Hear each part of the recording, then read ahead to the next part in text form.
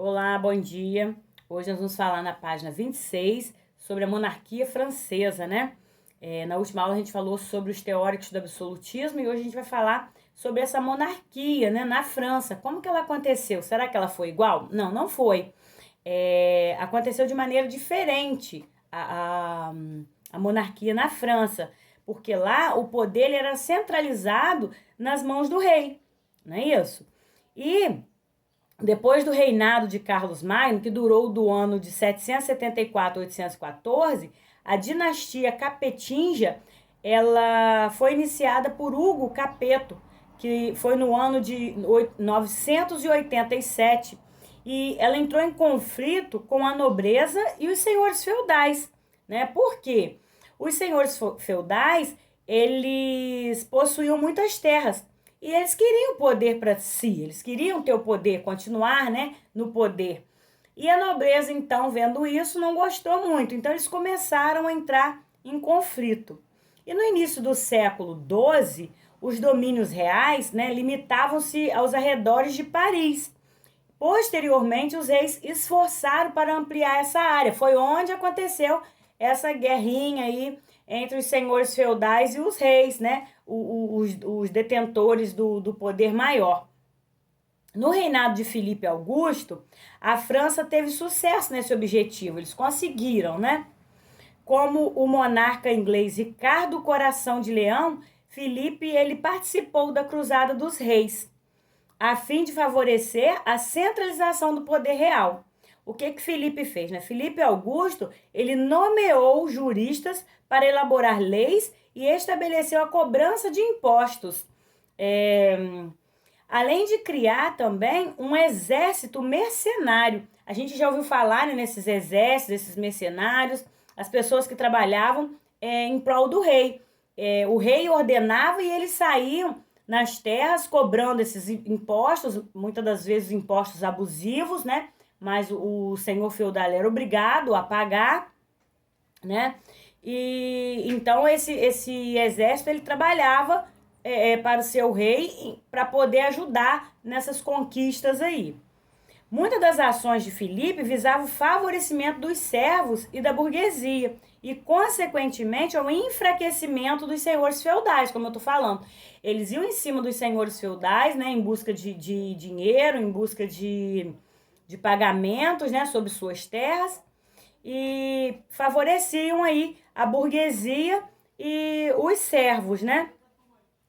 Outro importante reinado no processo de centralização política na França aconteceu com Luís IX, que foi do ano de 1226 a 1270. Ele criou uma moeda única para todo o reino. Além disso, ampliou o poder judiciário, submetendo ao seu poder.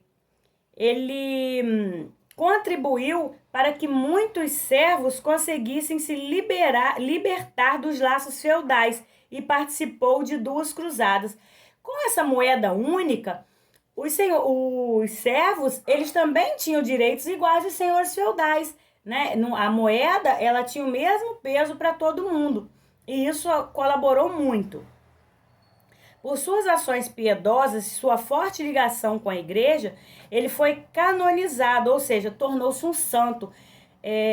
Porque era difícil, né? Uma pessoa que ajudasse os servos, que ajudasse a burguesia.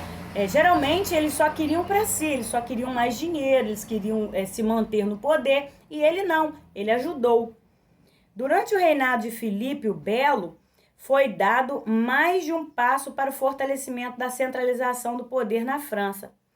Diferentemente de seus antecessores, esse monarca ele obrigou a igreja a pagar impostos por suas propriedades, o que gerou grande tensão entre o rei e as autoridades eclesiásticas. A gente sabe, né, que a igreja ela tinha muitas terras, né, ela é proprietária de muitas terras. Então ele achou que a igreja também tinha que pagar impostos sobre suas terras, assim como as outras pessoas tinham que pagar. Ele falou, poxa, não é justo que só os outros paguem impostos e a igreja detentora de tantas terras não pague. Então ele criou uma lei obrigando a igreja também a pagar impostos sobre suas terras. 2 anos após a morte de Filipe o Belo, foi estabelecido um princípio na França que impedia a posse do trono por mulheres, a chamada Lei Sálica, tá? Assim, quando Carlos IV morreu, em 1328, sem deixar herdeiros homens, o rei da Inglaterra, pelo fato de ser seu sobrinho, sentiu-se no direito de assumir o trono francês. Quer dizer, veio o rei lá da Inglaterra para assumir o trono inglês, né, deixado pelo seu tio, já que mulheres não poderiam assumir. Começava um conflito que duraria 116 anos. Além da disputa pelo trono, os dois reinos brigavam pela posse da região de Flandres, importante ponto comercial daquele período. Esses impasses deram origem à Guerra dos 100 Anos. O que foi a Guerra dos 100 Anos, então? Né? Com a morte do rei que a gente acabou de falar aqui, o Carlos IV, o seu sobrinho, que era rei lá no outro país, né, que a gente acabou de falar também, ele sentiu-se na obrigação de assumir o posto do tio, já que mulheres não podiam fazer. Os dois países acabaram entrando em guerra, tá? E dando assim o nome de Guerra dos 100 Anos, porque foi uma guerra que durou aqui 116 anos, tá bom? Aqui a gente fala um pouquinho sobre a Guerra dos 100 Anos, né? E temos aqui agora, ainda na página 27, monarquia espanhola e portuguesa. Olha só. Antes de formarem um Estado unificado, os portugueses e espanhóis lutaram contra a ocupação da Islândia, na Península Ibérica.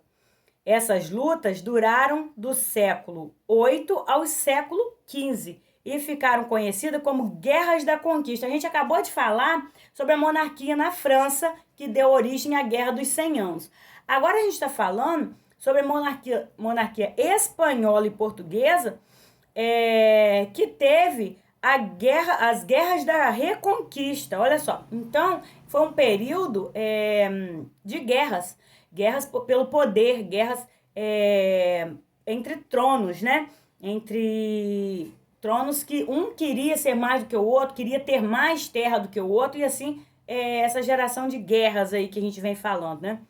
Os nobres portugueses, eles destacam-se nas lutas contra os islamitas. Uma das principais cidades era o Porto, que depois de retornar ao domínio dos cristãos, tornou-se importante centro de resistência contra a ocupação. Como eu acabei de falar para vocês, as guerras, né? Guerra por reconquista, o domínio dos cristãos, né? E a resistência contra a ocupação. Na luta contra os conquistadores islâmicos, foi importante a figura de Henrique de Borgonha. Por causa de sua participação nas guerras da Reconquista, recebeu dos reis de Castela e Leão o condato portucalense. Olha só.